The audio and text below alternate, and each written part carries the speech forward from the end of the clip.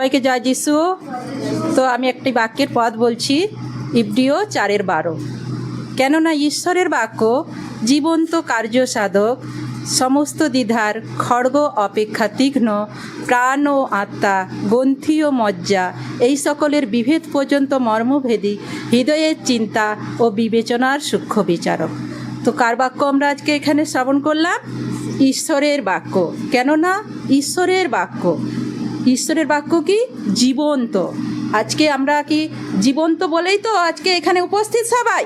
যদি না ঈশ্বর আমাদের জীবনে সাক্ষ্য দিতেন, তিনি না জীবন্ত হতেন, তিনি না আমাদের প্রার্থনাতে সাড়া দিতেন, তবে কি আজ এখানে আমরা সবাই ভিড় করে আসতাম, এই স্থানে উপস্থিত হতাম? কখনোই হতাম না। কারণ আমরা মানুষ, আমরা যেখানে স্বার্থ থাকে সেখানে যাই। সেরকমভাবে এখানে আমাদের আজকে প্রভু যিশু আমাদের জীবনে তিনি জীবন্ত কার্য করিয়েছেন বলে সেই জন্য আমরা কি এই স্থানে আজকে উপস্থিত হয়েছি। বলছে এবং সমস্ত দ্বিধার খড়গ অপেক্ষা তীক্ষ্ণ। আজকে যদি আমরা মনে সেই প্রভুর বিষয়ে আমরা সন্দেহ রেখে দিই, সেই বাক্যর বিষয়ে যদি আমরা সন্দেহ রেখে দিই যে তিনি পারেন না, তাহলে পরে কিন্তু সেখানে কিন্তু কার্যকরী হয় না। আজকে আমরা যে সে বাক্য আজকে আমাদের কি জীবন্ত কার্য করে দেখিয়েছে এবং তিনি কি তীক্ষ্ণ। আজকে একটা কি খড়গের কেমন ধার হয়, সে যেই পাশ থেকেই আজকে আমরা কি খড়গের এক পাশে ধার হয়, আর আমাদের এই বাক্যের কি চতুর্ধারে ধার। আমরা যে বাক্য দ্বারাই প্রভুকে আহ্বান করি না কেন, যে বাক্য দ্বারাই প্রভুকে প্রার্থনা করি না কেন, সেই বাক্যতেই তিনি সাড়া দেন।